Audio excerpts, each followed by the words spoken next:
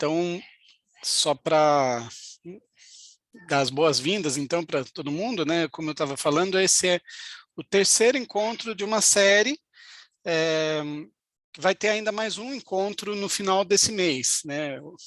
Agora, em novembro, a gente conseguiu ter 2 encontros, e o próximo, exatamente com a professora Simone, que está aqui, vai ser uma das convidadas, mais a professora Maíra, né? A ideia desse ciclo todo, né, para quem está vindo aqui pela primeira vez, é que a gente traga professores do nosso curso de Patrimônio Cultural e Memória, da Centro Universitário Belas Artes de São Paulo, para debater questões atuais, prementes, assim, candentes, né, da área de patrimônio cultural, sob diversos enfoques, né?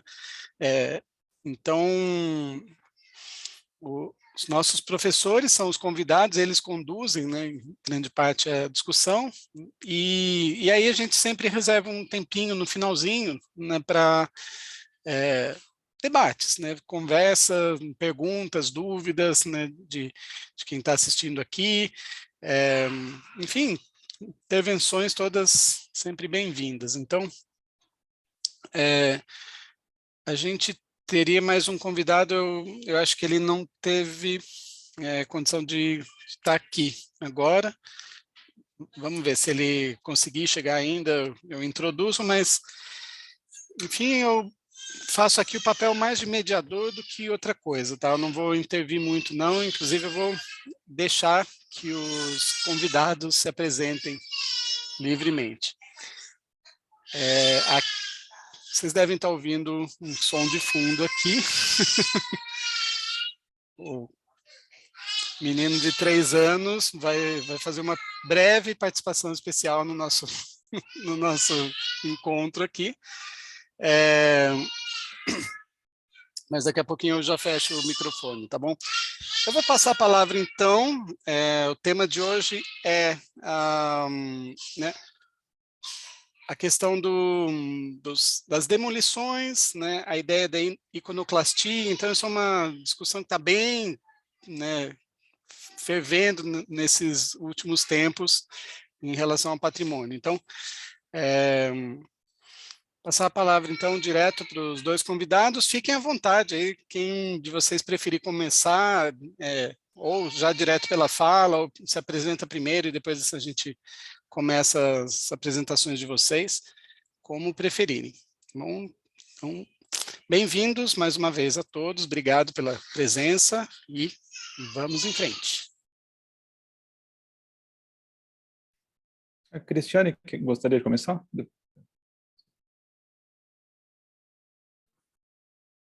Pode começar, tanto faz. Eu posso começar também, se você preferir. O que você preferir, na verdade. Muito unité. Pode começar, então. Tá bem. Boa noite a todos, Cristiane, Marcos, todos os presentes. Meu nome é Gabriel Fernandes, eu trabalho com patrimônio cultural, enfim, mais do que um pesquisador, eu sou um trabalhador do campo do patrimônio cultural, trabalho no Centro de Preservação Cultural da USP, e tenho a honra de participar também do curso da Belas Artes, de Patrimônio Cultural e Memória. Marcos, você prefere que a gente se apresente e depois comece? Pode ser, acho que... Enfim, então depois volta. Vontade.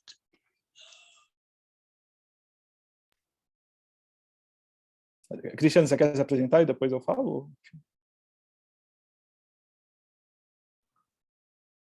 Minha apresentação vai ser breve, né? Eu nem estava preparada para isso. O que eu trouxe aqui hoje, acho que eu posso começar por isso, é uma pesquisa de pós-doutoramento que está em andamento, na verdade está em fase final, no Departamento de História da Unifesp, sobre a supervisão do professor Fernando Atic, que, de uma certa maneira, também me deu de presente esse tema, né? Eu vou falar sobre o processo de demolição da Igreja Nossa Senhora dos Remédios. Então, eu sou pós-doutoranda da Unifesp, sou novata aqui, acho que, né, acabei de ingressar aí no time dos professores e estou muito feliz por isso, né? E então, hoje a gente conseguiu resolver os problemas técnicos, por isso eu não pude participar das duas lives anteriores, mas hoje deu tudo certo, então estarei com vocês aqui em diante. Eu fui, nesses últimos 2 anos, professora visitante da UFMG, na área de tecnologia da restauração arquitetônica, que é um pouco, né, a ênfase que eu tenho dado à minha experiência profissional, minhas pesquisas acadêmicas também. Acho que minha apresentação seria isso, né? Agradeço muito pelo convite do Marcos Virgílio, estar aqui com vocês, né, com a professora Andréia também. Aqui. Eu acho que a minha fala vai ser um pouco mais panorâmica, então talvez eu possa começar, aí, e depois a gente, enfim, depois eu falo. Só um minuto. Enfim, eu pensei em trazer algumas contribuições, pensando que o lugar do qual estou falando é, enfim, de alguém que trabalha com patrimônio cultural, então eu tenho a impressão que eu não vou, enfim, gostaria não de propriamente discutir a legitimidade ou não das práticas contemporâneas de demolição, de iconoclastia, mas um pouco pensar de que maneira o campo do patrimônio tem reagido a essas intervenções contemporâneas e o quanto que a reação por parte do campo, seja por parte de pesquisadores profissionais ou entusiastas, vem sendo marcada por uma série de, enfim, preconceitos, e talvez a gente possa explorar um pouco que preconceitos, que valores que estão associados a essas reações. Aqui.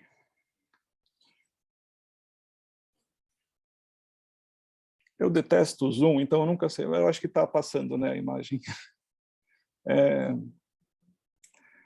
Enfim, para começar, hoje é dia 4 de novembro, então acho que é sempre, talvez, importante lembrar, hoje é a data de aniversário do assassinato de Carlos Marighella, que ocorreu em 4 de novembro de 1969, enfim, por parte da ditadura empresarial militar. Isso aconteceu em 69, e em 1999 foi instalado esse pequeno marco, esse pequeno monumento em memória à figura de Marighella, em memória do assassinato, enfim, em memória a todo o processo de graves violações de direitos humanos que aconteceu durante a ditadura. É um monumento singelo, até um tanto quanto escondido no cotidiano urbano, enfim, são imagens aqui de Google Street View, então mesmo no Google fica um pouco difícil reconhecer onde ele está, e passando pela rua, provavelmente a maioria das pessoas não vai nem se dar conta de que ele está ali. Uma intervenção de autoria do arquiteto Marcelo Ferraz, foi proposta em 1999, enfim, está lá já há mais de 20 anos, mas ela vem sendo sistematicamente alvo de ataques. Vem sendo alvo, enfim, de ataques cotidianos e, em alguns momentos, como quando, por exemplo, houve agora a intervenção no Monumento ao Borba Gato por parte do coletivo Revolução Periférica, também ela foi novamente alvo de ataque, enfim, por parte aí de grupos que se sentiram incomodados com a reação desses grupos historicamente vilipendiados em seus direitos em relação a esses monumentos da violência, do ódio, enfim. Quando a gente pensa em processos de ataque a monumentos, demolições, iconoclastia, normalmente a gente não pensa em casos como esses. A gente, enfim, casos como esses, casos como o do Marighella não são isolados. Existem casos célebres, enfim, o Monumento aos Operários de Volta Redonda, de autoria de Oscar Niemeyer, que assim que foi instalado em 1989, ele já foi alvo de um ataque. O famoso ataque à placa de dedicada a Marielle Franco, enfim. Esses ataques vêm sendo, normalmente são associados a um processo de disputa política, enfim, mas quando a gente pensa nos monumentos mais tradicionais, quando a gente pensa nas intervenções realizadas nos monumentos mais tradicionais, A reação, normalmente, não é tanto essa de pensar que eles estão inseridos num processo público de discussão, não tanto pensar que eles estão inseridos na esfera pública, mas, normalmente, eles são lidos, esses ataques são lidos como uma forma de vandalismo a um tipo de presença no espaço público que é inquestionável, seja pelo seu valor de antiguidade, seja pelo seu valor artístico, seja por uma presença que parece que é inquestionável, enfim. Normalmente, esses monumentos mais tradicionais, eles são lidos na chave de um patrimônio, enfim, numa perspectiva um pouco mais vulgar, cotidiana, sobre o que seja patrimônio, um patrimônio que, pela sua própria natureza, não deveria ser alvo de qualquer tipo de intervenção como essa, que é lida como uma forma de vandalismo, embora sejam monumentos dedicados a valores e a figuras que promovem, enfim, uma situação de ataque a grupos historicamente vilipendiados em seus direitos. Então, eu queria um pouco trazer para discutir o quanto que a maneira como esses monumentos afetam e são afetados, a maneira como esses monumentos estão presentes na vida pública, o quanto que essas ações recentes de iconoclastia nos permitem pensar no campo do patrimônio o quanto que são frágeis essas associações muito diretas que a gente faz entre atos de preservação e lembrança e entre atos de destruição e esquecimento, e o quanto que a gente tende a naturalizar, quase que como um artifício ideológico mesmo, a preservação da matéria ao registro e à presença da memória, e a destruição como uma forma de apagamento, de esquecimento. E eventualmente, talvez, esses verbos possam ser trocados. A reação que normalmente se dá a ataques como esses é o de que se está apagando a memória, se está destruindo a história. E a solidez com que a gente associa esses valores em relação a essa matéria, às vezes é uma solidez um pouco mais frágil. Então, eu vou partir de alguns chavões, alguns lugares comuns que têm sido muito usuais por parte do campo do patrimônio, enfim, por parte de entusiastas, como reação a esses atos contemporâneos de iconoclastia. Então, uma reação muito comum é essa associação de que a destruição dos monumentos significa o apagamento da memória.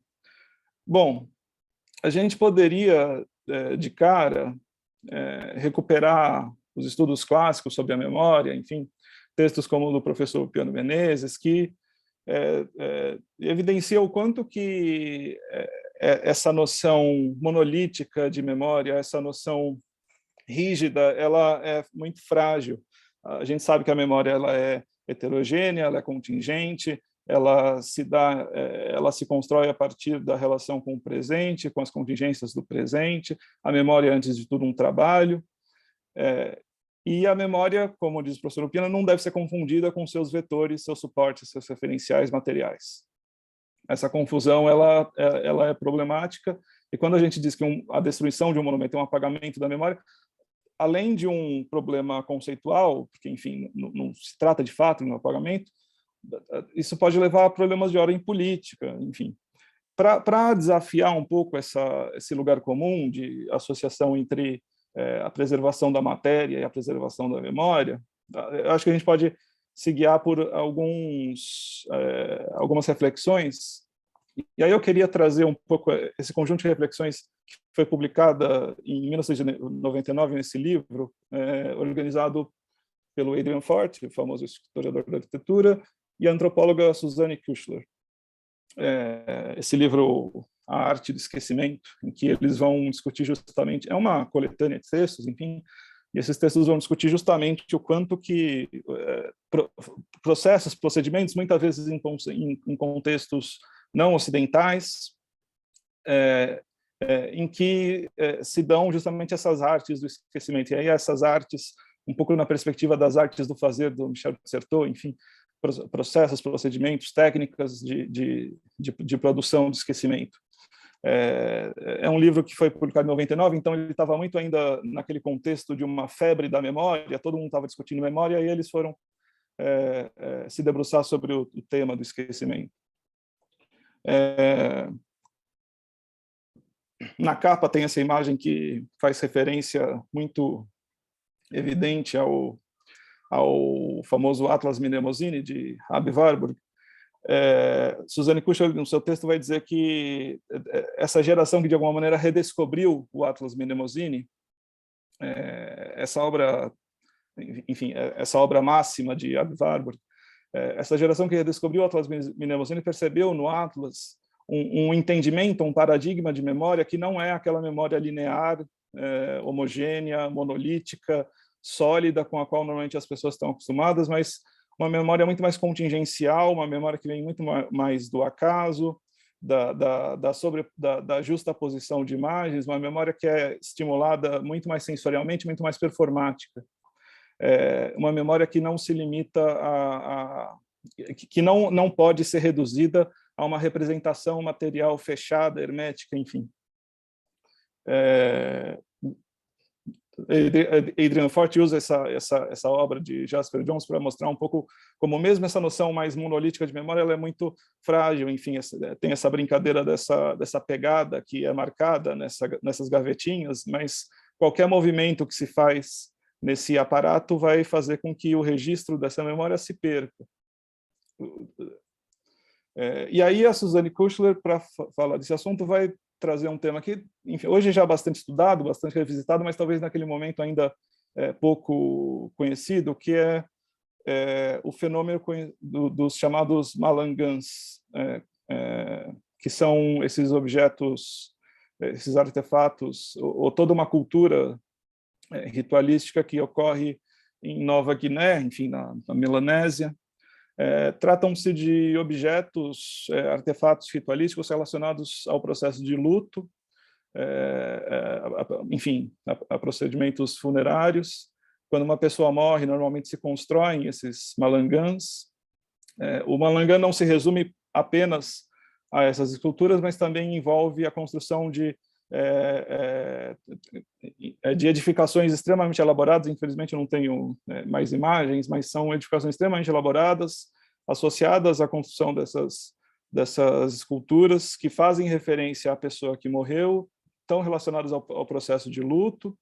É um processo de luto que pode levar de semanas a anos, mas a questão associada aos malangans é o fato de que esses objetos não são feitos para durar, eles não são feitos propriamente como uma lembrança material da pessoa que se foi, mas são, de fato, um elemento que esse próprio elemento ele vai ter o seu momento de vida e vai, em algum momento, morrer.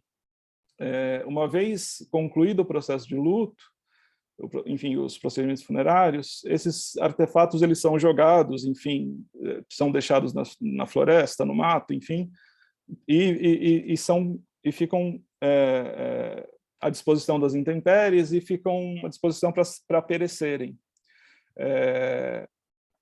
E há todo um ritual envolvido por parte das pessoas associadas à pessoa que morreu, que é o de capturar uma imagem mental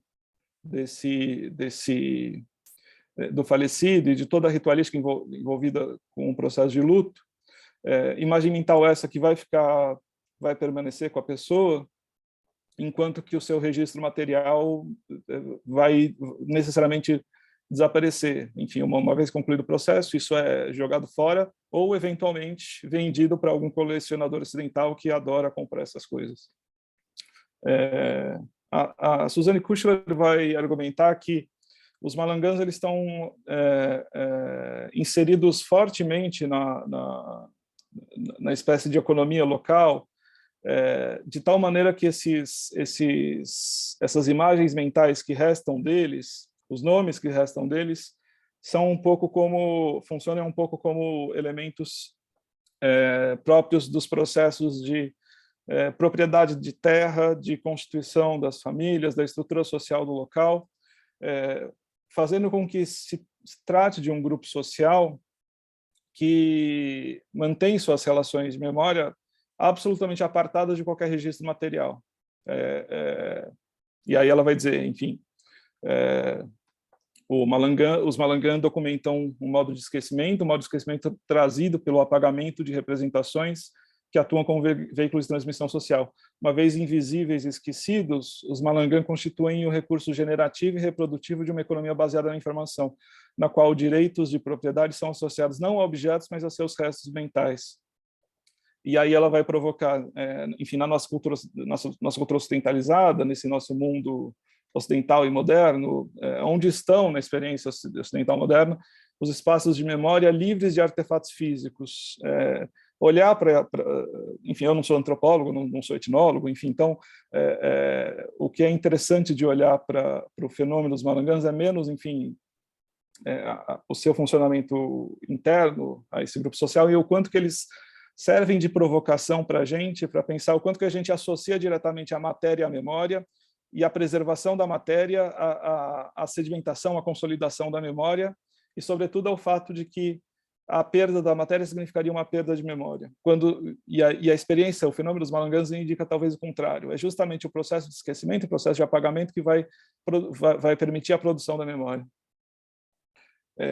Um outro caso célebre que eu sempre gosto de lembrar é o trabalho do pesquisador Alberto Goiena sobre a destruição dos Budas da região de Bamiyan, no Afeganistão, em 2001, enfim, que foi fruto de um ato de terrorismo, um conhecido ato de terrorismo de Estado por parte do regime talibã. Eram Budas monumentais que existiam há séculos, fortemente ligados à população da região de Bamiyan. E em função da suposta, como justificativa, enfim, por parte do regime, de que a cultura islâmica é uma cultura iconoclástica e, portanto, não tolera a existência de representações figurativas, isso teria levado à destruição dos Budas, e aí o Alberto Goiena ele vai fazer um trabalho fantástico de explorar todos os valores associados a esse processo, tanto por parte da Unesco, que tentou resistir ao máximo à destruição desses Budas, quanto por parte da própria cultura islâmica e da própria cultura budista. E ele vai identificar como, dentro da própria cultura budista daquela região, já havia uma relação intensa de processos de mutilação, de contínua mutilação desses monumentos por parte da população, numa espécie de uma mutilação ritual que era feita ao longo do tempo e que era, em grande medida, cotidiana. E aí, num certo momento do seu trabalho, ele vai mostrar como, conversando com uma comunidade budista anos depois desse acontecimento, ele perguntou, em um outro local que não o Afeganistão, ele perguntou a essa comunidade o que é que eles fizeram quando eles souberam da destruição desses Budas em 2001, e a resposta por parte da comunidade foi de que eles comemoraram. E enfim, longe de desejar fazer uma abordagem rasteira do que isso significa dentro do budismo, mas é pensar o quanto também, mais uma vez, pensar o quanto que isso nos provoca, nós ocidentalizados, enfim, isso nos provoca a pensar o quanto que a nossa associação entre a preservação da matéria e o registro da memória ela é tão naturalizada, enfim, de uma maneira tão direta. E aí o Alberto Goiena vai dizer, muito embora a intenção nunca tenha sido de defender ou encorajar indistintamente a prática da demolição, quis apenas, por um lado, sugerir, mediante a apresentação de um caso tão labiríntico quanto emaranhado e contraditório, que os processos de demolição podem estar fortemente impregnados com uma surpreendente capacidade de desvelar novas histórias e novos objetos, que ficaram presos ou esquecidos dentro, por trás ou entre os elementos de uma construção. Talvez haja também o que aprender sobre as coisas quebrandas. Isso diretamente porque a destruição dos Budas revelou a existência de toda uma rede de cavernas na região que remontavam à presença romana ali, mas também pelo conjunto de narrativas, sentidos, significados associados ao próprio processo de demolição. Partindo para um outro lugar comum, enfim, a ideia de que se a destruição do monumento não significa necessariamente a destruição da memória, pode-se argumentar que você está destruindo uma fonte primária, pode-se argumentar que você está destruindo um objeto que contenha valor cognitivo, um documento. Mesmo E aí eu acho que a gente pode pensar em outros processos de demolição, de destruição, que também desafiam essa nossa noção ocidental, ocidentalizada, enfim, muito marcada nessa nossa cultura patrimonial por valores, ainda por valores de autenticidade, integridade, ancianidade, valores esses que a gente, ou ficções que a gente tende a naturalizar e tornar inquestionáveis. Um caso clássico que a gente sempre pode citar é o da destruição e reconstrução periódica do templo dedicado a Deus, a divindade Amaterasu, na região de Ise, no Japão. A cada 20 anos, há um processo periódico de a cada 20 anos, esse templo ele é destruído e reconstruído para que a morada da deusa sempre permaneça sempre nova e perfeitamente igual.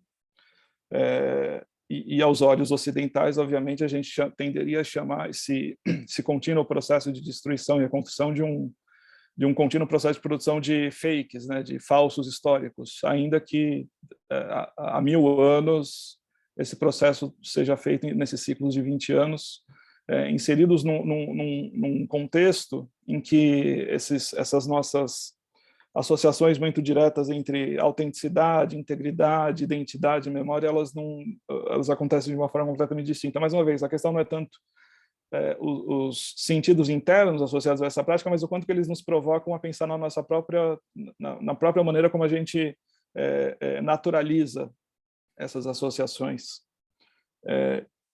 Mas aí, ainda nesse sentido, acho que a gente pode voltar a um dos casos que deram origem a toda essa discussão que tem sido feita nos últimos 2 anos sobre processos de iconoclastia contemporânea, que foi a estátua na cidade de Bristol, do Colston, o antigo traficante de escravizados. Enfim, todo mundo conhece essa história, todo mundo viu suas repercussões, todo mundo viu a piadinha do Google Maps ter colocado a localização da estátua no fundo do rio. Mas o que eu acho interessante é que o Museu M. Shedd, da cidade de Bristol, quando ele recuperou a estátua, ele passou a tratá-la de fato como, não mais como, enfim, um objeto de arte, enfim, a estátua erguida, ereta, mas o museu passou a tratá-la de fato como um monumento de fato inserido na vida social, inserido nesse conjunto de questões que passaram que hoje são inescapáveis, inseridas numa rede, numa teia de significados que inclui as demandas que têm sido historicamente negadas aos grupos sociais que se viam atacados pela presença no espaço público desse tipo de homenagem. Então, o site do museu, inclusive, tem uma visita digital muito interessante de ver como os processos de curadoria associados à exposição dessa estátua também incorporaram toda a cultura material relacionada aos protestos e ao próprio ataque da estátua. E eu tenho a impressão que esse é um caso que responde bem a um outro lugar comum que tem sido recorrente quando se discutem esses casos, que é a ideia de que já que se deseja atacar os monumentos, então por que não retirá-los daquele local e encaminhar para um museu? Mas normalmente quando se fala nisso, normalmente não se discute qual vai ser a política curatorial, enfim, não se discute se os grupos que têm sido atacados por esses monumentos farão parte das políticas curatoriais, dos conselhos curatoriais dos museus. De alguma maneira, o que esse museu M. Shedd fez foi atacar de uma maneira interessante essa questão, incluindo todos esses processos. O que também tem sido pautado por uma série de coletivos, como o coletivo Decolonize Este Lugar, que tem sede no Brooklyn, e tem discutido justamente como que a gente pode pensar em processos curatoriais em museus que deem conta de discutir essas questões, enfim, avançando justamente nessas associações muito diretas que a gente faz entre matéria, preservação, identidade e memória. Enfim, finalmente, para concluir, um terceiro lugar comum, um terceiro chavão, em vez de demolir, por que não colocar placas informativas? Por que não contextualizar o local do seu passado de violência? E aí eu tenho a impressão que esse me parece a pior das saídas possível, porque ela talvez envolva um resultado que seja muito mais um resultado de apaziguamento de conflitos e de neutralização ou de apagamento de conflitos do que propriamente a explicitação dos conflitos. As pessoas esses grupos sociais têm atacado esses monumentos não porque eles não saibam do que eles são, em que contexto eles estão ou em que contexto eles foram produzidos. Pelo contrário, as pessoas estão muito bem informadas, elas estão muito bem educadas do que representam, do que significam e de como esses monumentos afetam e são afetados enquanto inseridos na vida social, no espaço público. E aí eu sempre gosto de fazer uma brincadeira com o clássico ensaio Contra a Interpretação, da Susan Sontag. Ela fala, em vez de uma hermenêutica da arte, por que não uma erótica da arte? Acho que, em vez de uma hermenêutica patrimonial, em vez da gente tentar ficar explicando para as pessoas o que os monumentos significam, por que não, de fato, uma erótica do patrimônio que incorpore todas as performances, todos os discursos, todas as narrativas e todas as relações que os monumentos possuem inseridos na vida social com esses vários grupos. E aí, nesse sentido, eu queria, pensando, enfim, nas conversas anteriores que a gente já fez, a primeira conversa foi sobre como os conselhos de patrimônio são muito pouco representativos, muito pouco democráticos. E depois a gente falou ainda na persistência da retórica da perda como um valor que permanece presente, enfim, insiste em permanecer presente no campo patrimonial. Eu tenho a impressão que a maneira como o campo do patrimônio, seus pesquisadores, seus profissionais, seus entusiastas, têm recebido mal essas demandas contemporâneas sobre os monumentos, tem a ver diretamente com um campo que ainda é institucionalmente pouco democrático, ainda é institucionalmente pouco inclusivo, e ainda é, de um ponto de vista, enfim, das suas práticas e das suas reflexões, profundamente marcado por isso que a gente conhece como retórica da perda. E eu acho que todos esses exemplos que eu citei, entre outros, eles nos ajudam a nos provocar a lançar um olhar distante sobre a nossa própria prática, que nos ajuda a perceber o quanto que essas nossas noções que associam diretamente à preservação da matéria, aos processos de construção de identidade e de memória, eles são mais frágeis do que eles parecem à primeira vista. Então, para citar o professor José Reginaldo Santos Gonçalves, enfim, num texto já muito citado, publicado em 2015, caberia ao pesquisador, e aí, enfim, não só ao pesquisador, aos agentes do patrimônio, aos profissionais, caberia ao pesquisador, para entender de modo mais sistemático o campo dos patrimônios e dos museus, dedicar tanta atenção às práticas de preservação quanto a seu avesso, às práticas de destruição, as quais acompanham as primeiras como uma sombra. Se assim procedemos, é possível perceber que a noção mesma de identidade não apresenta de fato a estabilidade e a coerência que muitas vezes lhes é atribuída. No plano individual ou coletivo, somos antes de tudo o que esquecemos e descartamos.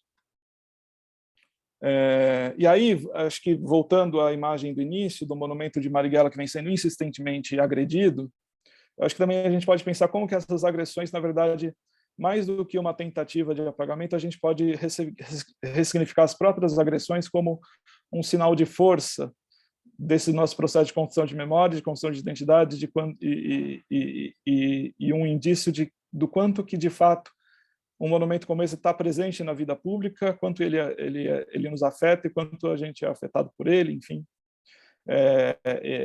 E talvez as pessoas falam muito na necessidade de ressignificar os monumentos, mas talvez o que todo esse processo mostra é que talvez a gente precise, de fato, ressignificar as próprias intervenções, mutilações, agressões, destruições, demolições, enfim. O que eu queria falar um pouco era isso. Obrigado. Obrigado, Gabriel. Vou passar, então, direto para a Cristiane. Deixa eu aproveitar o tempo. Ótimo. Eu acho que dialoga bastante, né, nossas apresentações, apesar de temporalmente aí, distintas. Eu vou já compartilhar a minha apresentação, que eu acho que o grande desafio é a gente falar em 15 minutos mesmo, né? Eu vou fazer essa tentativa de ser bem sintética para a gente poder debater realmente no final, né? Só me diga, Marcos, se vocês estão vendo a minha tela. Estamos sim. Tá, joia. Então, eu trago esse exemplo, né, que já é bem específico, que ocorreu na cidade de São Paulo. Eu não disse, eu fiquei até curiosa para saber a formação do Gabriel, mas eu sou arquiteto, né, arquiteto e urbanista, e é a primeira vez que eu estudo nas minhas pesquisas, eu sempre estudo técnicas construtivas, restaurações, como é que a restauração ocorreu, aquela edificação, seus aspectos formais. É a primeira vez que eu estudo um edifício que desapareceu, né? Uma edificação, essa é a Igreja de Nossa Senhora dos Remédios. Esses são os azulejos remanescentes, estão guardados no Museu de Arte Sacra. Também não pude vê-los pessoalmente em função da pandemia, né? Essa é uma pesquisa que eu desenvolvi nos últimos 2 anos, então teve um momento aí coincidente com os acervos fechados, né? Mas são os vestígios materiais que sobraram dessa demolição.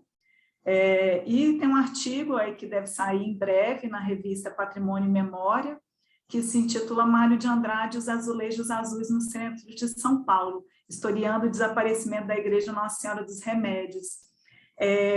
Desenvolvido, então, na Unifesp, né, eu já falei, pela supervisão do professor Fernando Antique.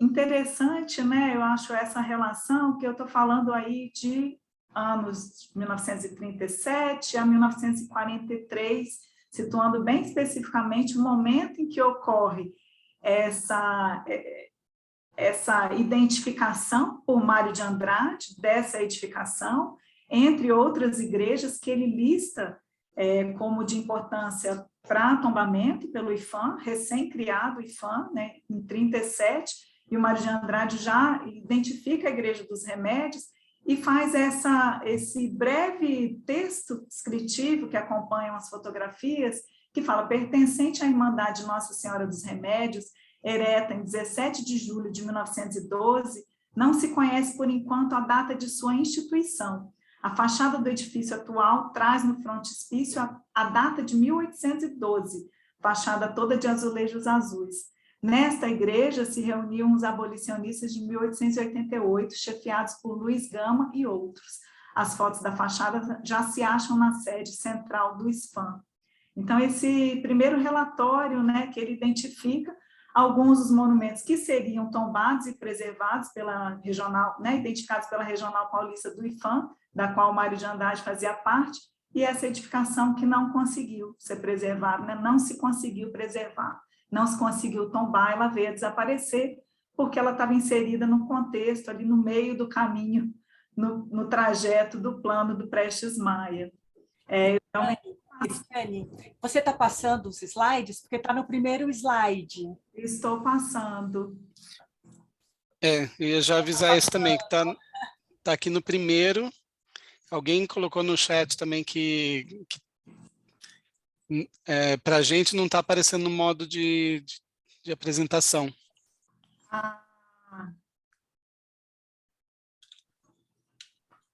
Ixi.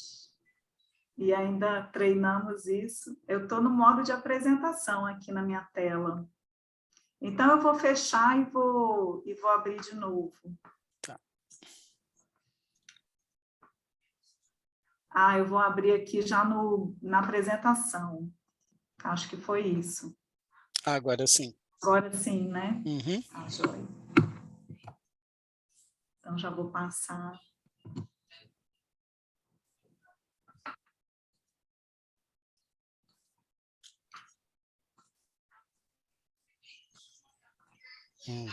Olha só. Tá, joia.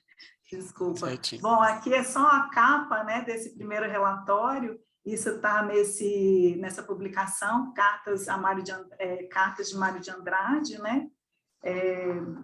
Cartas de Trabalho, de Mário de Andrade ao Rodrigo Melo Franco de Andrade, que reúne uma série de escritos, né, a troca de correspondência entre os dois, essas duas figuras que estão aqui, o Mário de Andrade, né, de óculos, sorridente, e ao lado dele o Rodrigo Melo Franco de Andrade, que foi o primeiro diretor do IPHAN.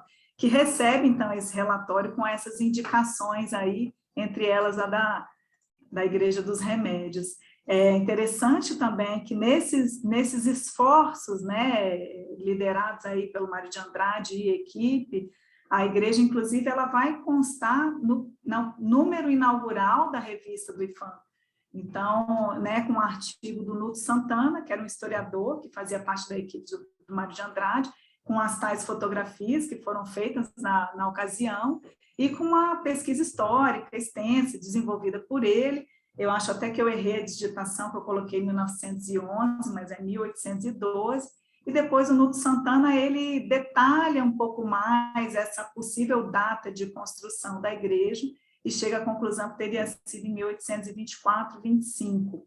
Então, a gente está falando de uma edificação do século XIX, mas que o Mário de Andrade já destaca dela, ao invés de o que era usual, que era falar da arquitetura, da ornamentação, da decoração, dos aspectos formais, ele traz, né, em relevo a importância histórica dessa igreja, profundamente conectada aí ao movimento abolicionista no século XIX, né, escravos que conseguiam fugir, eles se abrigavam no interior da igreja, eles tinham esse acolhimento. Havia também, foi fundada uma escola para os filhos dos, né, já ali soltos da lei do ventre livre, e uma tipografia também. Então, era uma igreja, assim, com além do aspecto religioso, totalmente inserida na dinâmica da cidade, né? Eu vou, então, ser bem rápida, assim, nessa questão do plano de avenidas, né? Ele já foi bastante estudado.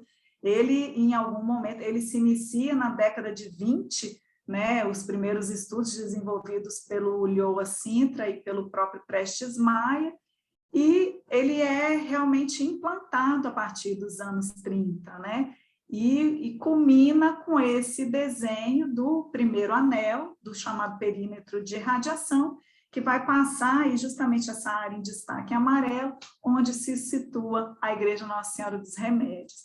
É o atual...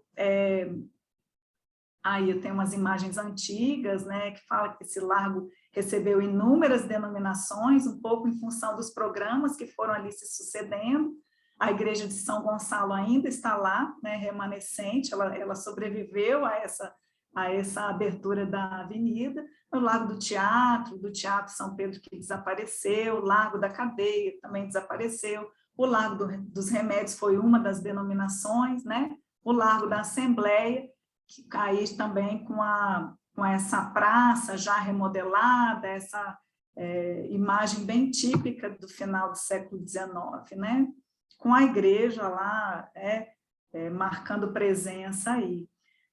Só rapidamente para falar que isso é um desenho, né? Isso foi uma escolha, esse percurso, de passar por aí, de demolir essa igreja, de demolir esse casario também anexo à igreja, e demolir também o antigo prédio da Assembleia, porque inicialmente, os primeiros estudos, esse trajeto, ele passa, que essa linha tracejada em vermelho, ele passava em frente ao Largo da Sé, cruzava o Largo da Sé, né? Ele passava em frente, e depois, no desenvolvimento, ele acabou sendo deslocado para os fundos da Catedral da Sé.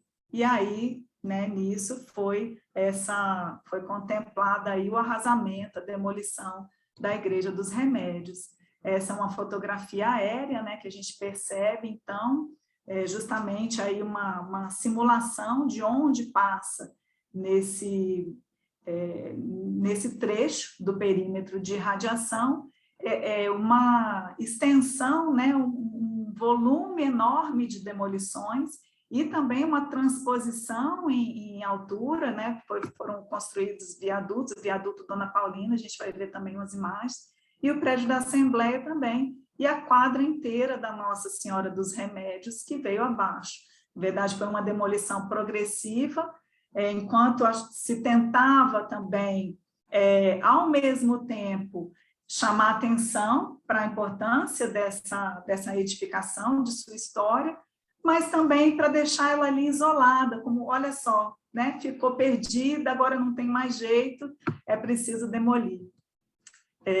algumas imagens aqui essas dificuldades técnicas, na verdade, serviam até de impulso assim, para a propaganda, né? A gente está modernizando o centro, vamos desafogar, vamos resolver a questão do trânsito, dos congestionamentos, enfim. Então, esses arrasamentos, eles são importantes, e as dificuldades técnicas, elas surgiam até como um desafio, assim, a ser vencido, não era isso realmente, o volume de gastos e as dificuldades técnicas não eram um problema. Os jornais da época, eu não estou conseguindo ler as manchetes, acho que só vocês, porque a minha barra está em cima, mas, enfim, se eles começavam com matérias que algumas até lamentavam a perda dessa importante edificação, mas, ao mesmo tempo, houve até um apagamento, de uma certa forma, dessas matérias que lamentavam, né, essa perda, e uma propaganda assim, do governo, né, muito grande, muito intensa, no sentido da modernização como uma coisa positiva, né, uma transformação positiva, que a cidade ia ganhar com isso. Infelizmente, ia perder alguns velhos monumentos, umas velhas edificações, umas velhas igrejas, né, esse termo aparecia com muita frequência, mas a cidade ia se modernizar, ia resolver, eram os melhoramentos urbanísticos, né? E a propaganda, ela se intensifica bastante. Então, assim, rapidamente, né, numa imagem, aí um piscar de olhos, praticamente, eu estou sendo bem rápida, era um pouco essa, né, a cidade que se tinha ainda em 1940, no início dos anos 40, com a Igreja dos Remédios lá, com seus 2 volumes aí atrás, que era essa parte que abrigava mais, né, e que abrigou ao longo do tempo, abrigava comércio nessa ocasião, que o Mário de Andrade faz essas fotografias e chama atenção para esse templo. A construção ali da Catedral da Sé, né, que a gente vê, um casario aí, enfim, era essa cidade com uma transformação aí muito rápida, né, propiciada aí pelo Estado, e era essa imagem. Hoje é isso que a gente tem, né? Então, essa transformação, ela acontece, ou ela começa a acontecer justamente nesse momento. E eu chamo a atenção aqui, eu tenho, para finalizar, um texto que é um pouco mais lírico, assim, que tem algumas imagens desse processo de arrasamento da igreja, mas eu acho que a gente volta, né, para esse debate no final. Hoje é um vazio, é esse vazio. O que esse vazio traz para nós, né? Não ficou nem a denominação da Igreja dos Remédios. A Igreja dos Remédios, a Irmandade, né? Ela construiu um novo templo no Cambuci. Eu também não consegui ainda fotografar, né, fazer fotos atuais por causa da pandemia, mas o que a gente tem lá na Praça João Mendes hoje é um grande vazio. Nem a via passa pelo local, né?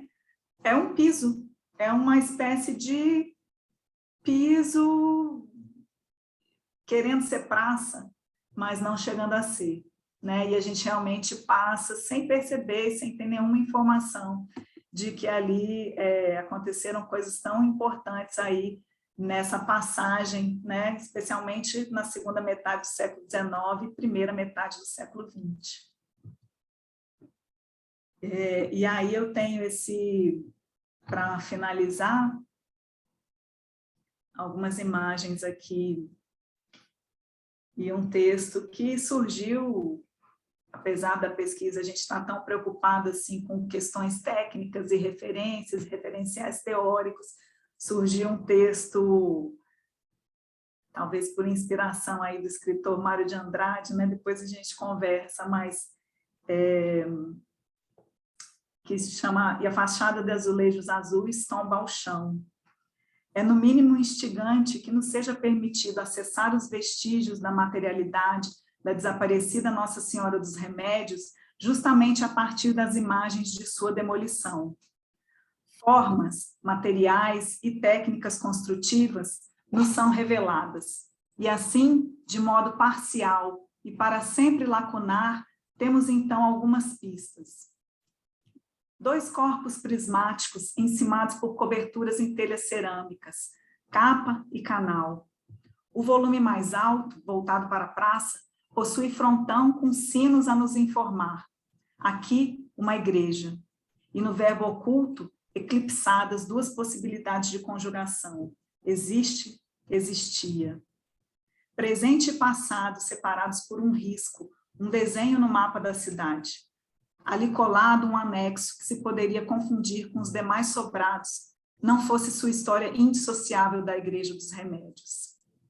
O desnudamento do revestimento nos revela cicatrizes, marcas que, como no cerne da madeira, indicam as etapas de sua própria construção. No bloco frontal, as ranhuras da taipa de pilão e os vazios dos cabodás após a retirada das agulhas indicam o compasso ritmado do taipau e das sucessivas camadas de terra comprimida entre suas pranchas. No segmento contíguo, 1000 tijolinhos, como nos jogos de montar, constituem os maciços das paredes laterais. No alto, as telhas, já retiradas, mostram as curvas das cambotas como costelas descarnadas. A luz irrompe pelo vazio do telhado, clarabóia imaginária. Entre policromias dos altares e delicadas pinturas em molde do pavimento superior, cujas tonalidades nunca adivinharemos, as fotografias em preto e branco revelam retábulos com brilho nos adornos e nas arestas salientes dos recortes de madeira. Douramentos, fingimentos, mármores que não são, então iluminados por um céu real. De repente, um instante, homens de chapéus analisam um arco cingido. 1825. Reside no chão como lápide antecipatória. No piso, onde outrora existiam tábuas de madeira enceradas, restam os vazios dos barrotes, e farpas, e terra.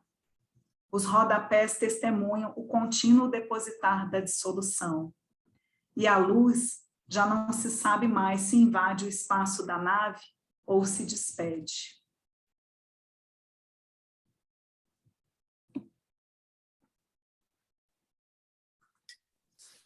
Obrigado.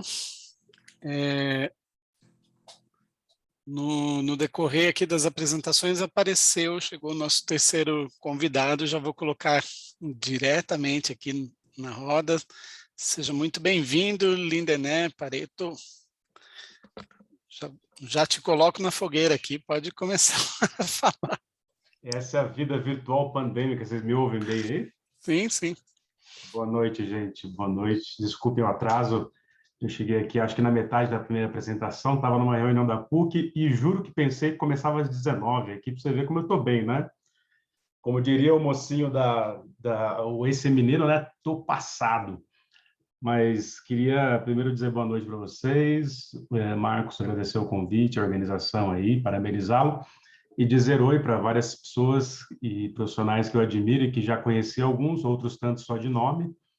E mesmo que tenha visto uma parte da apresentação, da primeira apresentação, gostei muito, da segunda também, e sob a supervisão, inclusive, do Fernando Atique, que sempre foi extremamente generoso com aqueles que começam a pesquisar, né? Bom, eu não preparei aqui os slides voltados para uma apresentação de 20, 15 minutos, mas queria fazer algumas ponderações aqui, provocado pelo Marcos, né, já há algum tempo, que inclusive eu acabei fazendo na própria disciplina que eu ministrei, né, de pós, na Belas Artes, que tem a ver com 2 questões principais. Não vou me estender muito, mas vou colocar aqui na roda, digamos assim, que envolvem 2 perspectivas que se cruzam, né, nessa discussão da contestação dos monumentos históricos no espaço público urbano contemporâneo, né?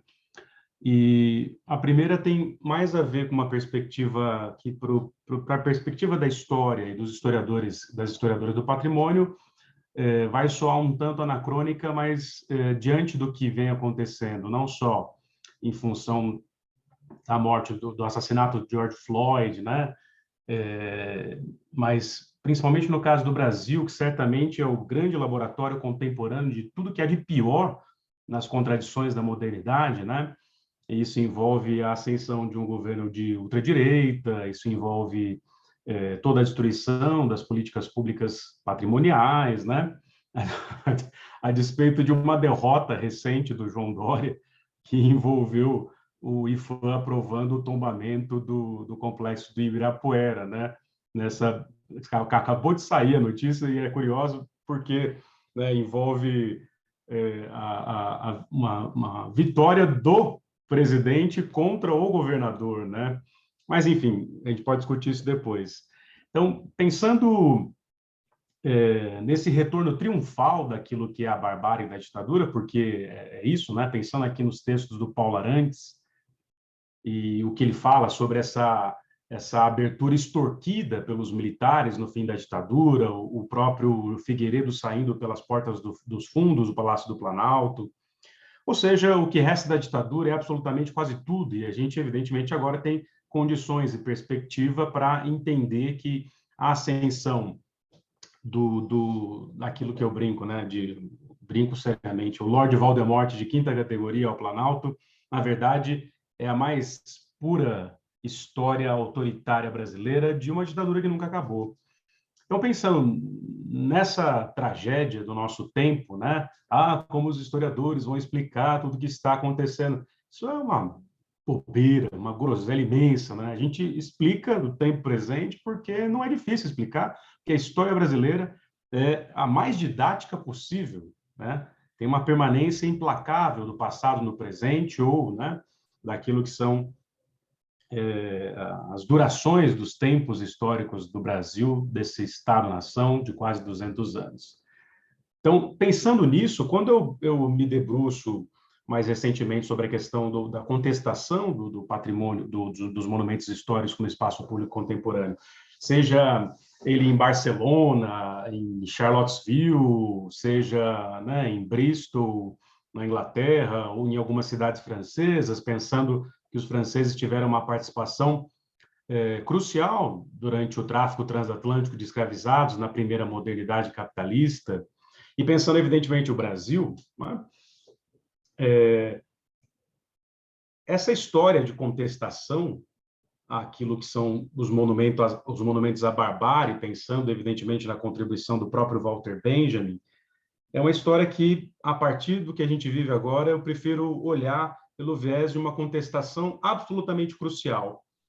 E evidentemente que eu, como historiador também voltado para o patrimônio, estudando a história de São Paulo, nos trata aqui de dizer que tudo deve cair, né? E evidentemente não se trata disso, né?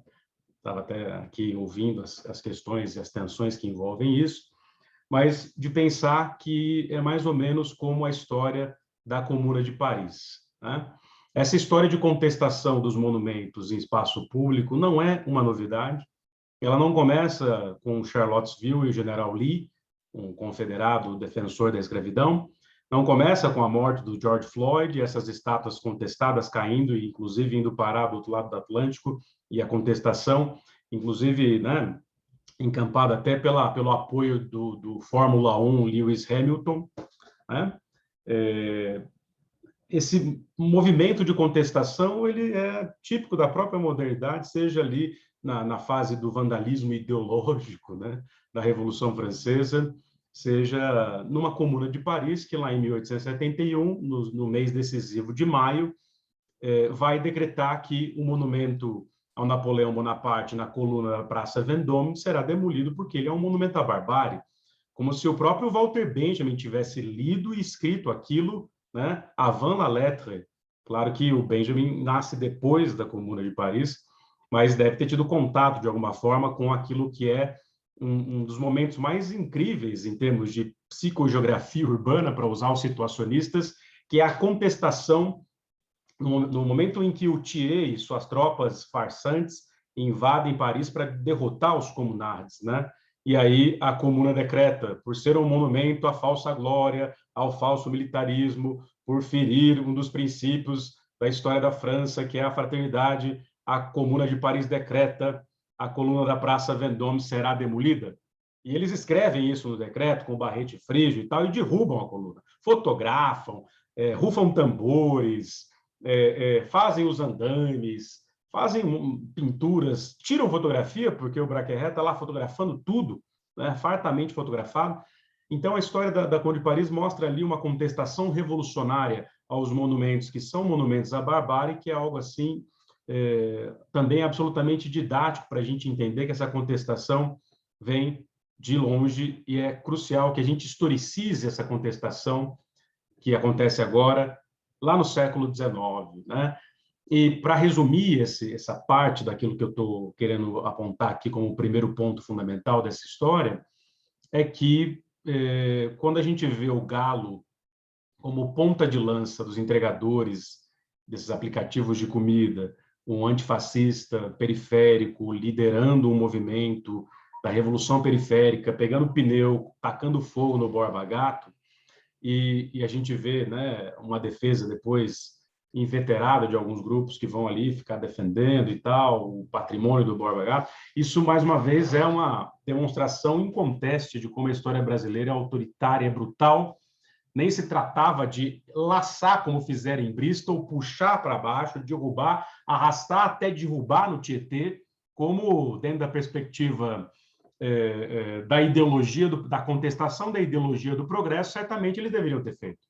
Então, nesse sentido, eu estou apontando o seguinte aqui: quando se trata de um momento crítico do país que mais escravizou, do país que até hoje não cessou com o genocídio contra a população indígena, para pensar a história dos monumentos aos bandeirantes, né? Do Estado Nacional, que mesmo depois da independência aposta na escravidão, reinventa a escravidão e escraviza ilegalmente 750 mil africanos. O pecado original da ordem jurídica brasileira, um pacto de sequestradores. Então, quando a gente observa qualquer tipo de contestação feita no Brasil a esses monumentos e fica espantada, eventualmente, com alguma interpretação que possa ali apontar, nossa, mas não, vamos pensar aqui, calma, vamos fazer uma petição online, como se pudesse fazer uma petição online para Bastilha, como se pudesse fazer uma petição online para, sei lá, para a própria coluna da Praça Vendôme, né, que a classe trabalhadora de Paris derrubou, né? Bom, quem que vai ficar na frente? Se os nossos órgãos de preservação, em tempos, entre aspas, de paz, em tempos de bonanças, como foi outrora na época de um Gilberto Gil da vida, tivemos grande, né, Deus encarnado, Salvador da Bahia, Gilberto Gil, como ministro da Cultura, um ministério que hoje foi rebaixado, como a gente sabe. Mas se nesses momentos de expansão democrática a gente não conseguiu, por N motivos, e não se trata de culpar ninguém, criar políticas patrimoniais, intervenções artísticas que pudessem, de fato, dialogar com esses monumentos, eu aqui não vou, como historiador e como cidadão brasileiro, ficar na frente do Galo quando ele taca fogo no Borba Gato. Não só porque o Borba Gato é feio esteticamente, não é? Se eles fizessem isso diante do Monumento às Bandeiras, quem vai ficar na frente? Não, peraí, pessoal, vamos fazer a petição lá, vai lá expurgá-lo, enquanto ele entrega o nosso hambúrguer, enquanto a gente é regado a Netflix e iFood? Eu acho que há um preciosismo, no mínimo, questionável, que acho que nesses momentos, sobretudo esse que a gente está vivendo, né, que as pessoas ainda hesitam em chamar de fascismo, hesitam de chamar de ditador, né? Eu acho que nosso olhar tem que ir para aqueles que estão, de fato, comprometidos com aquilo que seria uma revolução periférica. E aí eu retomo, mais uma vez, a Comuna de Paris e toda essa tradição de contestação. Mas Paris é uma comparação meio esdrúxula para pensar a história aqui da contestação do Borba Gato. Não é não, porque se trata da classe trabalhadora de Paris. Paris não é só dos intelectuais, os pianos que vão passar as férias lá. Paris não é só, né, os perfumes e as bolsas. Paris tem uma história de revolução e contestação vinculada à formação da classe trabalhadora mundial e internacionalista inacreditável, que pouca gente conhece e pouca gente do patrimônio retoma. Então, esse é um primeiro ponto crucial que eu acho que a gente deveria colocar na ordem do dia quando a gente está discutindo essa recente contestação dos monumentos no espaço público urbano. E o outro ponto, que é o que mais me interessa recentemente, conhecendo um pouco melhor agora a historiografia da escravidão. Historiografia da escravidão é essa, né? Ô, Virgílio, vocês estão me vendo, porque eu vejo você aqui, mas não... Mas vocês estão me vendo, né? Tá. Que, conhecendo um pouco melhor agora a historiografia da escravidão, qual historiografia da escravidão?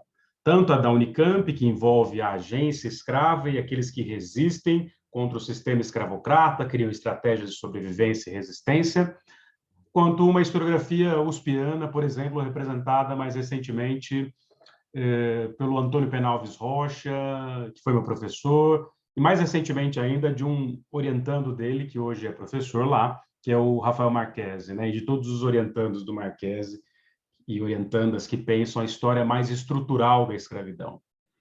Não só a partir do From Below, né? Mas também a partir daqueles que controlam as estruturas, que são aquelas estruturas contra as quais, ou pelas quais, com as quais a gente vive o nosso cotidiano. Fazemos a nossa história, mas não fazemos necessariamente do jeito que a gente quer.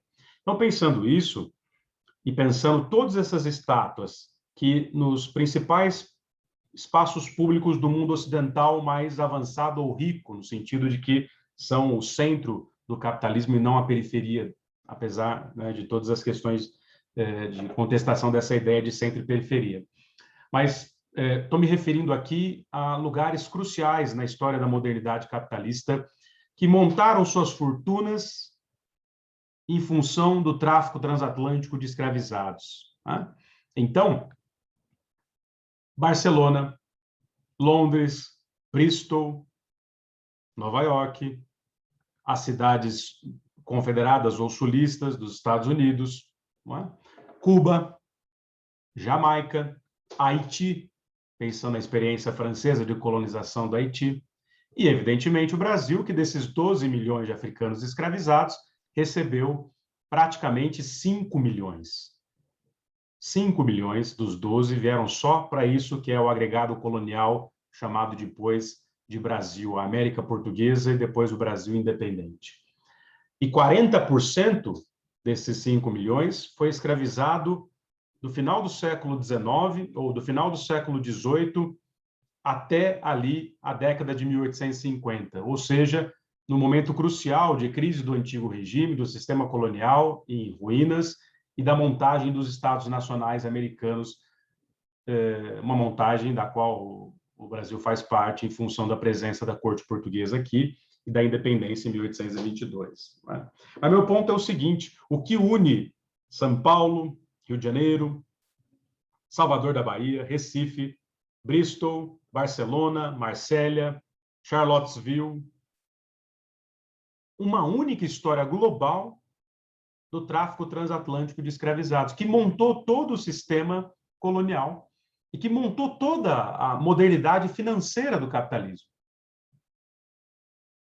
Então, um homem como o Edward Colston, cuja estátua foi arrastada, linchada pelo chão de Bristol até jogarem no rio, montou suas fortunas ali entre o final do século XVII e XVIII e começo do XVIII, ele morre no XVIII, em função de escravizar a empresa colonial dele, comercial, britânica, mais de 80 mil africanos, homens, mulheres e crianças. Mas ele foi tomado ao longo do século XVIII e XIX como um filantropo. E sua estátua foi construída no final do século XIX. A mesma coisa vale para figuras de Barcelona. A mesma coisa vale para figuras do sul dos Estados Unidos ou para um Joaquim Pereira Marinho em Salvador. E para vários traficantes que faziam parte da lógica imperial saquarema, que dominavam a política imperial ali entre 1840, 1850, 1860, naquilo que o historiador Tamis Parron chamou de a política da escravidão no Império do Brasil. Ora as bolas, meu ponto então é o seguinte, é impressionante. Em todos esses lugares, essas estátuas de escravocratas de uns 5 anos para cá têm sido contestadas e retiradas recentemente do espaço público. Cai em Barcelona, retirada. Cai em Charlottesville, é retirada. É contestada em Bristol e cai de forma, né, cinematográfica em Bristol, eles arrastando a estátua do Colston até derrubá-la no rio, depois isso ir para um museu. Aí, você pensa, todos esses lugares, a Espanha, a Inglaterra, a França, os Estados Unidos, Cuba vinculada à Espanha, porque Cuba só vai ficar independente da Espanha no final do século XIX. O Haiti vinculado à França. Todos eles praticaram a escravidão, em larga escala. Evidentemente que não mais que Portugal e Brasil nos quadros do antigo sistema colonial. E o único lugar em que estátuas de escravistas não têm sido efetivamente contestadas e retiradas do espaço público é o Brasil, o campeão da escravidão, aquele que mais escravizou, aquele que escravizou ilegalmente entre 1831 e 1850 até o Lei Eusébio de Queiroz, e aquele cuja elite paulista monta a República, mas a elite paulista que montou a República, a despeito de ter aderido ao movimento abolicionista, ela muda rapidamente de roupagem porque a sua primeira fortuna, além do açúcar do oeste paulista, é o café produzido em Costas Negras. Ou seja, esses grandes senhores do início da República, que vão determinar, como vocês diziam agora há pouco aqui, os quadros da montagem da modernidade paulistana em termos de arquitetura e urbanismo, o Antônio Prado da vida, ele era conselheiro do Império e era profundamente escravocrata, até mudar de roupagem. Então, é interessante pensar que o espaço público, por exemplo, de São Paulo, né, tem um apagamento daquilo que é a estrutura da história da escravidão e de uma elite paulista que era profundamente escravocrata e que rapidamente muda de roupa, constrói uma narrativa que passa pelo Ramos de Azevedo, que passa pelo Toné, que passa por toda essa elite que monta esse novo quadro do urbanismo paulistano republicano, pujante, moderno, branco, eugênico, e que vai, por exemplo, durante muito tempo, apagar uma história como a do Tebas, o arquiteto negro. O Tebas tem muito mais a ver com as permanências dos construtores em São Paulo não diplomados, aqueles que eu estudei, né, no mestrado e no doutorado, lá com a Beatriz Bueno na FAO, do que a gente imagina. Mas quando a gente entra na historiografia da arquitetura e do urbanismo dos anos 2000, só se falava de como os italianos tinham mudado essa cidade, ou de como o Ramo de Azevedo, cooptando os italianos, ou os grandes homens da Poli. E até hoje esses sujeitos ainda, né, são pouquíssimos estudados e falados. Vejam como a história da escravidão e do país campeão da escravidão, gente, o Porto do Rio de Janeiro era o porto mais escravista do planeta. Mais de 2 milhões de africanos escravizados entraram pelo porto do Cais do Valongo. Quer dizer, e aí quando vai se estudar a história do urbanismo, se sonega simplesmente essa informação. Não se conversa com a historiografia social, da história social, não se conversa com a historiografia feita na própria FEFELESH, vizinha da própria FAO. Então, acho que essas são questões cruciais que precisam, né, a meu ver, entrar definitivamente nesse debate que envolve a história da arquitetura e do urbanismo. Então, era isso que eu tinha a dizer aqui, né, para a gente poder aí debater ou levar depois essa conversa adiante. Obrigado, Lindené. E, assim, esse é um tema assim, que já estava se anunciando, né, caloroso, assim, não, ia dar muita discussão já desde o encontro passado. E primeira coisa, né, eu queria só tranquilizar assim para quem está assistindo, eventualmente tiver que sair, ou infelizmente não deu tempo de avisar, alguns saíram antes. Lembrar só que a gente está gravando esse encontro, né, e a ideia é que depois isso fique disponível, né, para quem está inscrito no evento. Eu passo depois as coordenadas, né, para quem quiser rever essa ou alguma das lives que a gente promoveu, né, a próxima também que vai ter. Enfim, tem coisas super interessantes sendo colocadas aqui também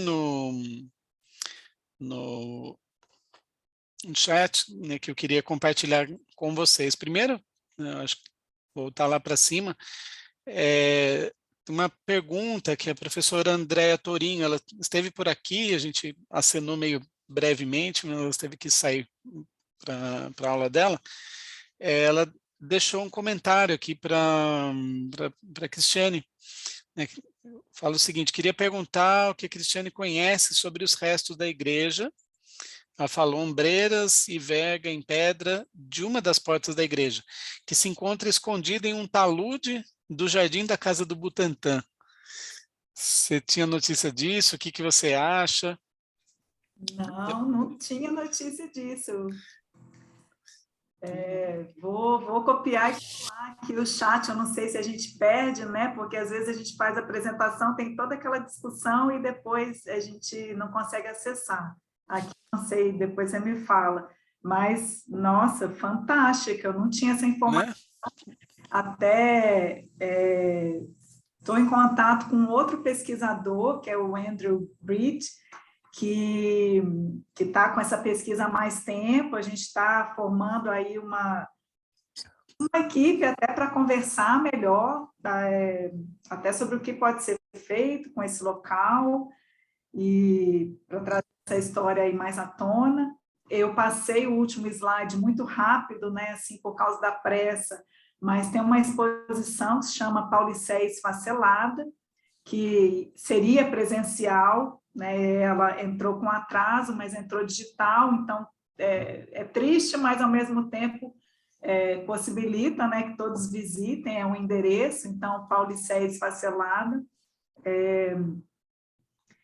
e eu não tinha essa informação não, então eu vou correr atrás disso. Eu sei dos remanescentes que estão no acervo do Museu de Arte Sacra, né, que eu também não pude acessar presencialmente, o acervo ainda está fechado, só tive acesso às fotografias, né, tive acesso digitalmente a essas peças, e ainda vou estudar, ainda vou escrever o relatório a esse respeito, né, porque é uma produção aí, um acesso muito recente que eu tive a essa informação, mas fantástico, quero trocar figurinhas depois com a Andréia sobre isso. Incrível, né? Essa é o tipo de coisa que me lembra muito, assim, e é interessante que as falas apontaram muito nessa direção, que assim, essa construção e destruição simultâneas, assim, ela, na verdade, não é, assim, talvez a gente esteja discutindo agora, mas ela é uma permanência, né? Fiquei me lembrando, assim, de quantas igrejas na América Espanhola não foram construídas com material de antigos templos, né, destruídos, e enfim, eles também estão trazendo essa discussão já, né, acho que até um bom tempo. Sim. Enfim. É permanente, só fazer uma complementação. Tanto é permanente que, né, o Lindené, ele trouxe essa questão do Cais do Valongo, né? Uhum. A gente pode ver isso também como um momento de estar se olhando mais para esse local, para essa referência, né? A partir do momento em que se torna patrimônio mundial, né? É uma oportunidade aí para ressignificar esse trechinho, infelizmente, remanescente, um trecho muito pequeno de uma história que é muito longa, muito mais rica, mas eu acho que, eu não sei se é pelo fato de eu ser arquiteta, né, os remanescentes sempre me trazem muitas referências, assim, né, das técnicas construtivas, o local, eu acho que é muito importante, mesmo que tenha ficado um vestígio, né? Eu acho que, ao mesmo tempo, é marca desse esquecimento, mas também é marca dessa possibilidade de ressignificação, aí, de trabalhar esse tema, de atualizá-lo, né? Exato. Eu queria também deixar aqui né, comentário, na verdade, da professora Ana Paula Tawil, né? Ela diz aqui, queria dizer para o Gabriel que a apresentação dele, em especial a foto do vazio da estátua e a data de hoje, me fez lembrar bastante a exposição Ausências, do argentino Gustavo Hermano, com as fotos dos desaparecidos políticos presentes e depois ausentes, sem qualquer comparação com as questões do patrimônio, mas pensando a potência afetiva de uma abordagem desse tipo. Ela até deixa um link aqui, uma matéria que fala sobre essa exposição, e aí a gente toca numa outra coisa, né, que recentemente, ano passado, o Lindenau pode me corrigir, mas ele mesmo coordenou uma mesa no Congresso da LASA, né, Associação de Estudos Latino-Americanos, a problematização da memória dos desaparecidos, né, e esse tensionamento com as ditaduras na América do Sul, está merecendo assim uma produção artística e historiográfica espetacular, assim, na Argentina, no Chile, enfim. Acabei conhecendo um pouco desses trabalhos exatamente pela mesa que ele coordenou lá na LASA do ano passado. E, assim, tem essa exposição que a professora Ana citou aqui, mas eu lembro, assim, de intervenções urbanas, né, assim, uma coisa meio na linha de um urbanismo tático, vamos dizer assim, que evidenciava lugares importantes da memória dos desaparecidos políticos, né, enfim, um panorama bem diferente, né, da abordagem das ditaduras em comparação com o quadro que a gente tem aqui.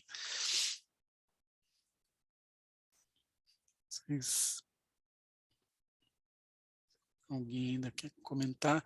Depois a Jaqueline Alves lembra, né, das questões importantes como o tombamento em espera há 10 anos do Clube Atlético Santista, obra modernista de Ícaro de Castro Melo,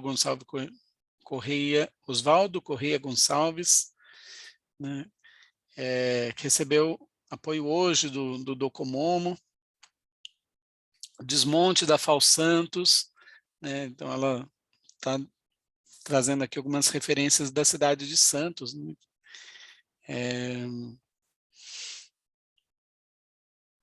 enfim, vou deixar os comentários de vocês, mas, enfim, a gente teria assunto aqui para mais algumas horas, né? Enfim, se vocês quiserem comentar.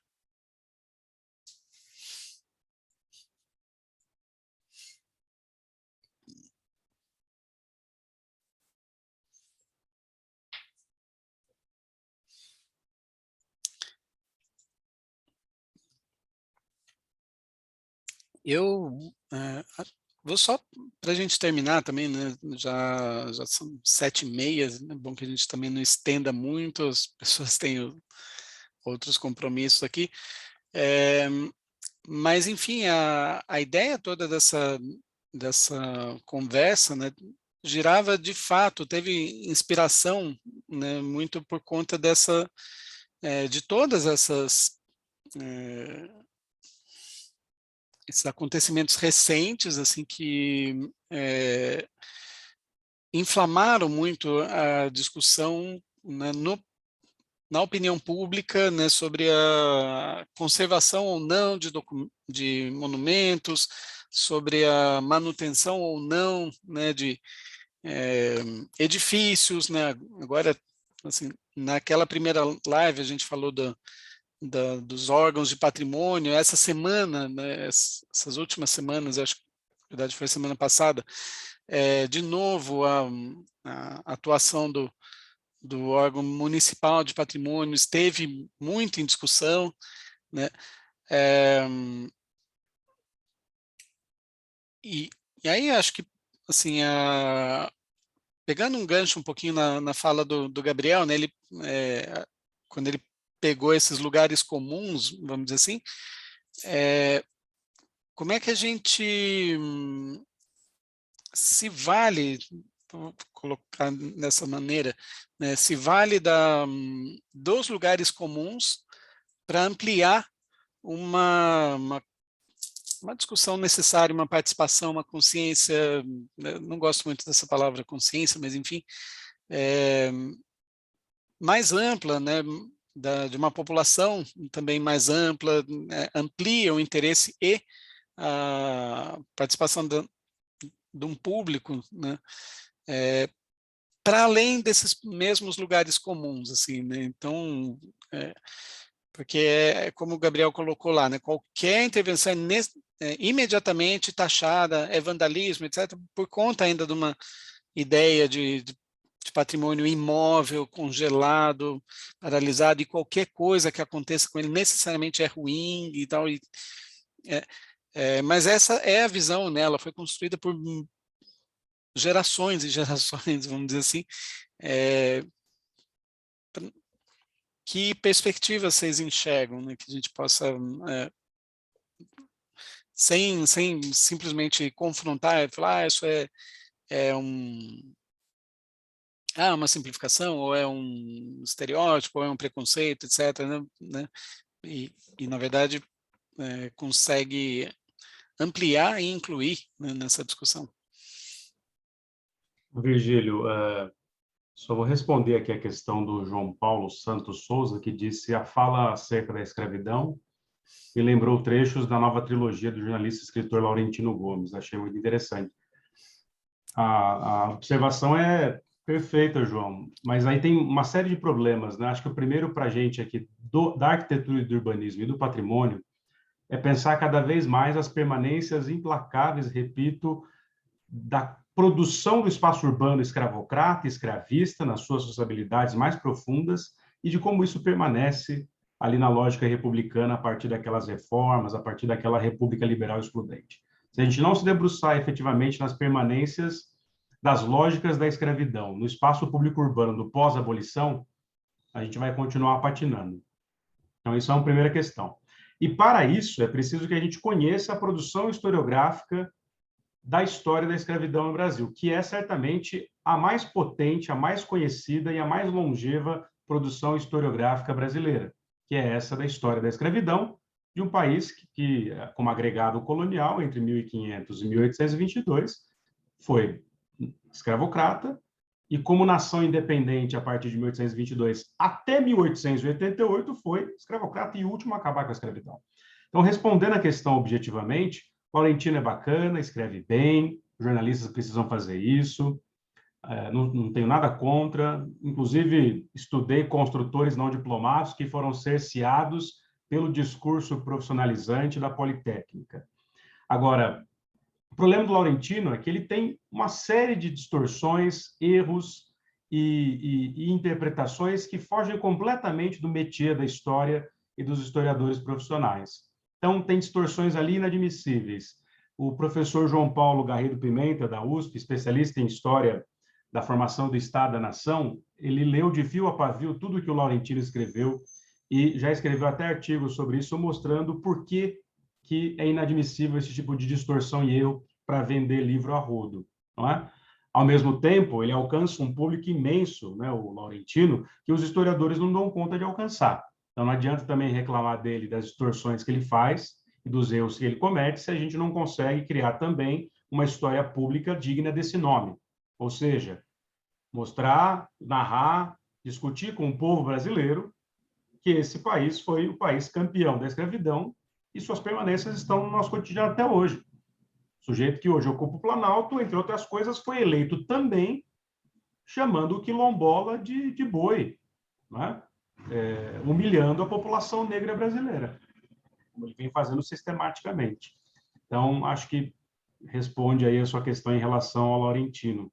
Procure a historiografia da escravidão, Tamis Parron, Inaê Lopes dos Santos, Rafael Marquesi, Silvia Lara, Sidney Chalhoub e companhia.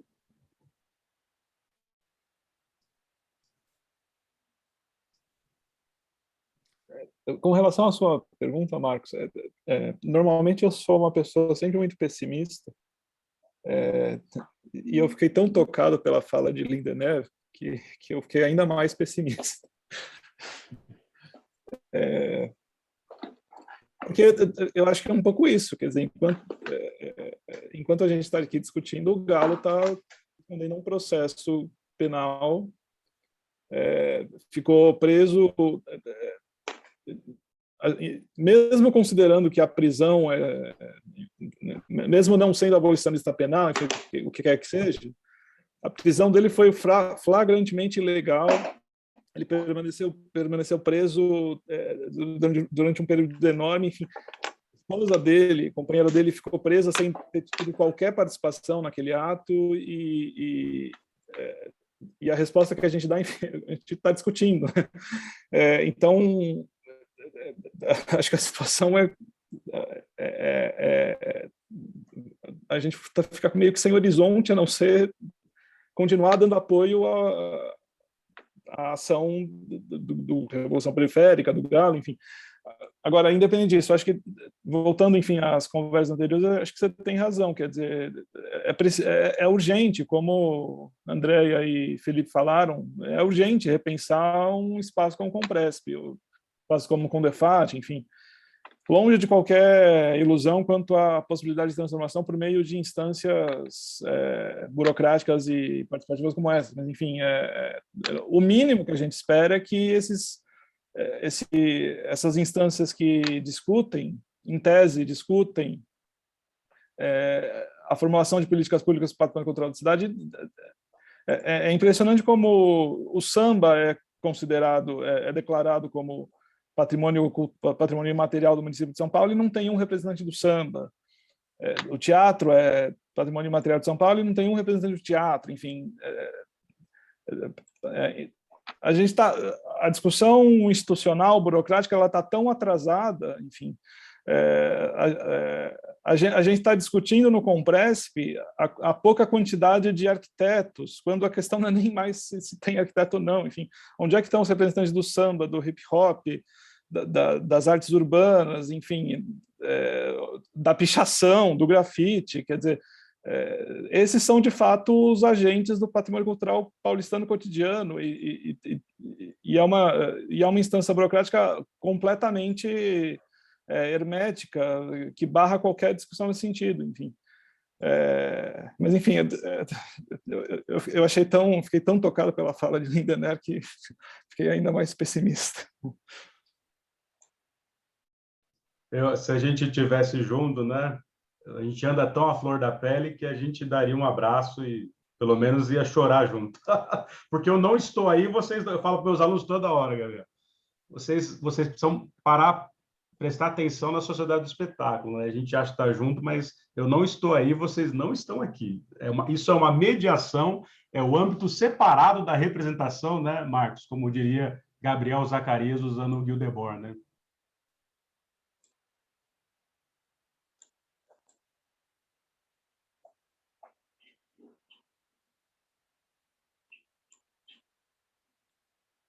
Estava mudo aqui. Daisy coloca aqui, né? A problematização sobre a questão do patrimônio ficou circunscrita ao universo acadêmico e às bolhas de pensamento. As inúmeras matérias, debates, querelas não reverberou, não comoveu a sociedade civil após o ato na estátua do Borba Gato? Pois é assim, posso dar um pitaco aqui, mas ouvir também dos outros, assim, por razões que eu acho que a gente pode ainda discutir. Em vários momentos, né, recentemente, o patrimônio tem ressoado mesmo, assim, né? Então, seja por questões sociais de representatividade, né, as identidades aí que estão sendo mobilizadas, seja por esses discursos, vamos dizer, essas mobilizações, né, de comunidades, né, de vizinhanças contra, eventualmente, grandes empreendimentos e tal. Eu acho que está assim, né, isso é uma sensação que eu tenho tido e reforçada pelas falas que a gente tem acompanhado aqui nas discussões, que se tornou, de fato, né, o campo do patrimônio se tornou uma arena de confronto, de conflitos muito importante nesse momento. Acho que ainda não, assim, de maneiras muito desiguais, né? Acho que esse pessimismo, né, do Lindener, do Gabriel, acho que totalmente justificado, mas ao mesmo tempo a gente está vendo como isso tem sido a matéria-prima, né, de mobilizações super instigantes, né, atuais, assim. Então, para onde isso vai caminhar, acho que não dá para tentar fazer nenhum tipo de exercício aqui de adivinhação, mas que realmente está sendo um campo de tensão, de disputa, né? E grupos, segmentos, representações aí estão sendo, estão se colocando, né, e tentando reivindicar um lugar no debate. Realmente isso está acontecendo de uma maneira que, né, eu não acho que é na mesma intensidade de, sei lá, 10 anos atrás. Assim, né? Então, tá sensível, né? Eu acho que assim, tá pegando, tá a flor da pele, usando a expressão aí que o Lindenberg usou. Né? Só para complementar, desculpa. E aí eu acho que isso talvez comunique com o tema da próxima conversa, porque do ponto de vista institucional do campo, a possibilidade de transformação tem vindo, de fato, desses grupos que têm se organizado em torno de pautas patrimoniais, enfim, Coletivo Ururaí, CPDOC Guaianás, enfim, que é quem tem, de fato, rejuvenescido a discussão, inclusive em meios institucionais. Eu acho que todos esses grupos eles também têm tido têm sido muito competentes em minimamente conseguir pautar esses espaços institucionais a partir de suas demandas. Então, porque de resto a gente vive nessa situação em que acontece a intervenção no Borba Gato e a reação por parte do campo é de discutir, é de lamentar que a estátua ficou queimada, enfim, não se avança para além desses paradigmas que já nos anos 80 eles já eram ultrapassados. Uhum. E, bom, enfim, eu infelizmente vou ser obrigado a caminhar para a conclusão aqui, mas só queria, por fim, né, deixar aqui registrada a Rosana Moro comentou, né, complicado essas discussões saírem da academia para atingir mais gente, sendo que atualmente as pessoas estão mais preocupadas se vão conseguir almoçar naquele dia do que com status. De fato um drama, né, que a gente está vivendo hoje, que parece que tudo vamos dizer assim, é menos urgente do que essa sobrevivência imediata, né? Ao mesmo tempo, é isso também, mas eu acho que talvez a gente possa dizer que quem está no meio dessa briga não é de fato quem está preocupado com o próximo almoço, com a próxima refeição, mas ainda assim existe uma dimensão aí de que a sobrevivência também se dá em diferentes níveis, assim. Então, por exemplo, estou pensando na memória negra, afro-brasileira mesmo, assim, eles reivindicam esses espaços também como um movimento em prol da sua própria sobrevivência, né, numa outra dimensão de sobrevivência, obviamente. E tem um pouco aquela provocação, né, do Arnaldo Antunes, né, a gente não quer só comida, a gente quer comida, diversão e arte, né, então, quer dizer, a sobrevivência, ela também se dá em diferentes níveis, né, e eu acho que, enfim, vamos guardar essa discussão, porque eu acho que a gente pode retomar isso no nosso próximo encontro, daqui a 3 semanas. Eu acho que é extremamente pertinente, né? Mas, enfim, é uma pena que a gente realmente já está avançando demais aqui o tempo, eu não quero segurar vocês por muito mais. Né?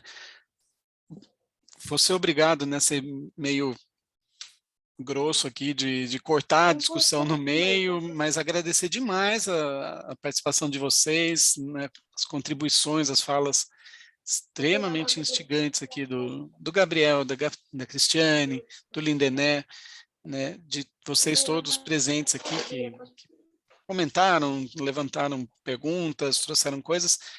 Espero que a gente se veja de novo daqui a 3 semanas, então, com a discussão que vai fechar o nosso ciclo, né, exatamente sobre essas novas pautas, novos agentes, novas demandas, quem sabe a gente consiga ver alguma perspectiva por aí. Tá bom? Gente, muitíssimo obrigado, uma boa noite para vocês. Espero que a gente se veja logo em breve. Inclusive pessoalmente, assim que for possível. Valeu, gente. Muito bom, boa noite. Grande abraço. Até a próxima.